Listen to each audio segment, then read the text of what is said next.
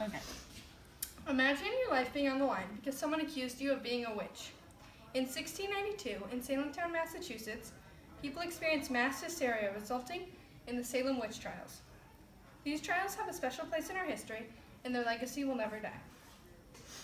It all started when the daughter and niece of Reverend Samuel Harris fell ill in 1692. Because there was a lack of medicine at this time, they were diagnosed with what they thought were witches had cast a spell on them. There are many reasons that they jumped to this conclusion. One of them was because there was a strong belief in the devil at this time. Ever since 14th century Europe, people believed that women could trade their soul with the devil in exchange for the powers that witches have. Salemtown was split in two at this time. There was a poorer part and then a richer part, and the witch trials happened in the richer side, or in the poorer side. So these people were struggling to live, struggling to make a living, and it was really hard for them to live their life without the witch trials. They were also at constant war with the Native Americans, and so they could just leave their house for a day and they could come back and all their things could be robbed, their family could be kidnapped, or their house could be burnt to the ground. There's also a theory called the Little Ice Age theory, which says that in years leading up to the witch trials, it was one of the coldest times in history, and this caused a food shortage and caused economic deterioration. And this automatically was scapegoated to witches. Also, the most common kind of theory that they had was that the rye that they ate that season, which was their main food source, had grown fungus, which caused them to have LSD-type hallucinations and they were basically poisoned, and people thought, so it caused hysteria. Everyone was panicking, trying to find the witch who had cast the spell on the girls. Their main suspect was Tituba, who was the Paris' slave, and she was an African American, and she was brought to court, and they thought that by torturing a confession out of her, they would get justice.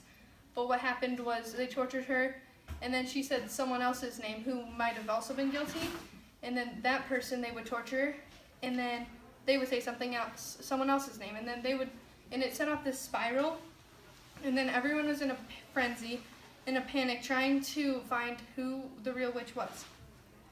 She ended up setting off such a trend that they started a new court that was all on its own just for the witch trials, and it was they brought people there specifically for the trials, and if they were guilty, then they were hung. So the first person who was hung was Bridget Bishop. She was convicted guilty on June 2nd and hung 8 days later. In July, 5 more women were hung. In August, 5 more people. In September, there were 8 more people. And 7 of the accused people died in jail. 14 women died total. 5 men died total. 2 dogs were killed, and 150 others were accused, ranging from 5 to 80. But like every movement does, it started to lose steam. Not everyone was for the witch trials. There was one major person who spoke out named Cotton Mather. He has a really famous quote called, "It would be better that 10 suspected witches may escape than for one innocent person to be convicted." Over time, these trials just started to die down. This had to do with the fact that many people had lost a friend or a family member to the witches, or to the witch trials. So they started to think badly of it when they had lost someone close to them. Also, with the more and more people that they accused, the more and more people were affected. This started to happen to people who were higher up.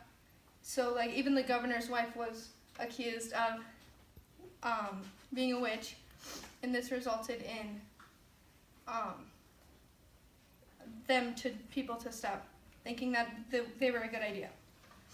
By May, everyone who was in prison was released or pardoned, and In January of 1697, there was a day of feasting in memory of this. There are many theories that explore just what might have happened to cause the trials, but these trials killed almost 20 people and imprisoned over 150, and dispersed in all in less than 22 years. The Salem witch trials were an important part of our country's history, and they will be remembered forever. Bravo!